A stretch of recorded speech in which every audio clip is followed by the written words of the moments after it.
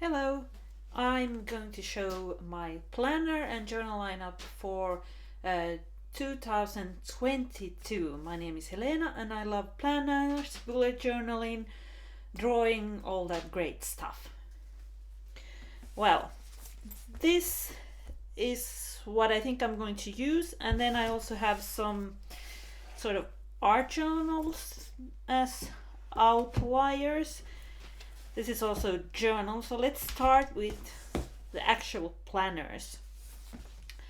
I might not use this cover, and instead go for this beautiful Hobonichi cover, but as my current 2021 planner is in this cover now, I just put next year's planner in this Wandervogel cover while setting it up, and I might use this as a sort of, there's space for stamps, for maybe some extra cards that don't fit in my small wallet, some cash, so maybe I'll stick with this.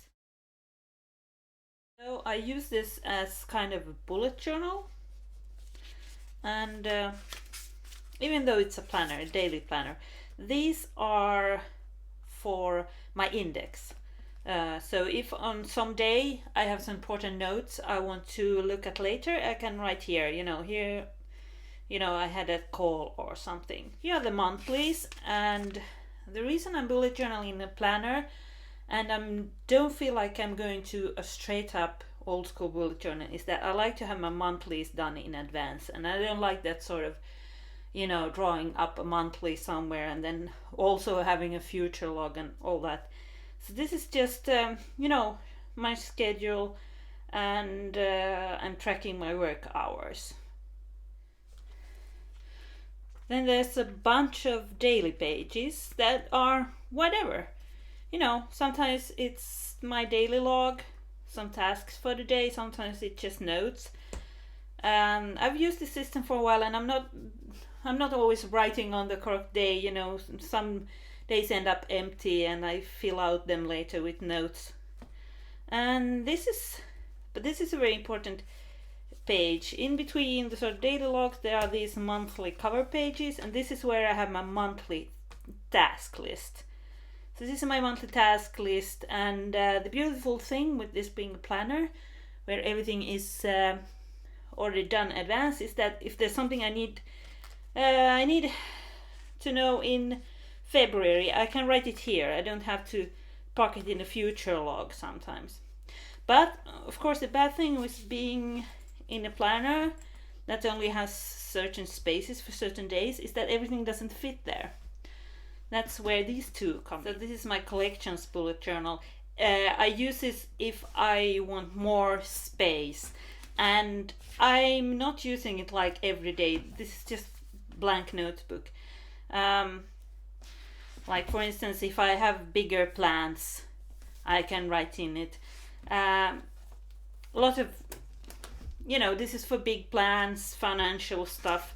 Earlier in the year, I used it for work notes too, but then I found it very messy to have my work notes all over the place. My work notes are mostly digital actually, but I do like having a physical notebook too. I've been using an A6 Hobonichi notebook for my work notes, and it has worked quite fine.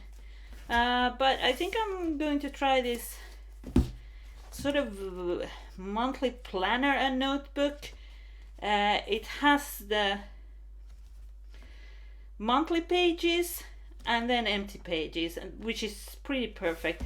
I mean, in this one, this is just empty pages, but I actually put some monthly pages from a day free I had already filled out here, because in this one, this is my main schedule. This is where I track what actually happened, but I like to use this as a kind of pseudo future log, like writing in my work hours first here, like a sort of a sketch. Oh, there's so much stuff here, but I have a video where I show more of this notebook, just sort of a quick note. Oh, I'm working these and those days and this and that, and then I can write it more pretty here.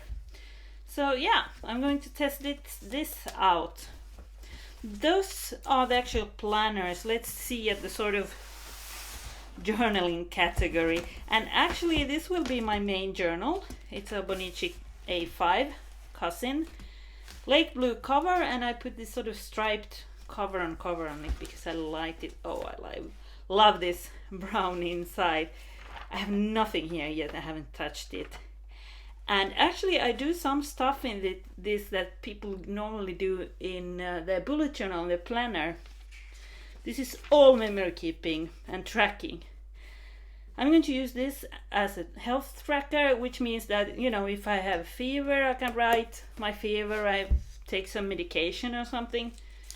When I have a headache, these are for my exercise tracker. And I don't have any fancy system for that. I only write, oh, I went bike riding today or something. The weekly pages, I don't know how much I'm going to use them. This year I've used these weekly spreads for memory planning.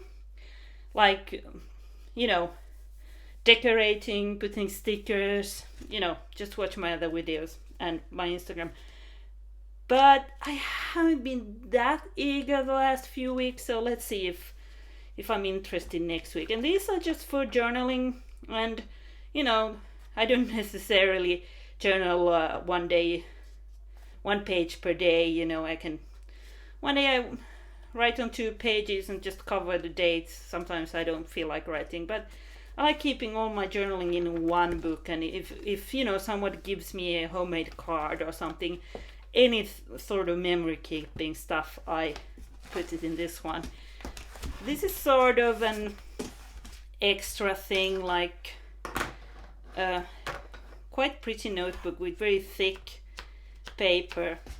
I've used it for like collaging and writing about my dreams, and I made a video also about how I started to make KonMari pages in this one. But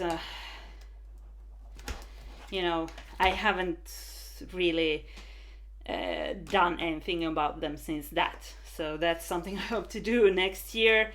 Just I don't have a lot left in this one, so yeah, only a few pages. So I think I'm filling this up next year. And what's sort of new is I actually have an art journal that I'm actually using.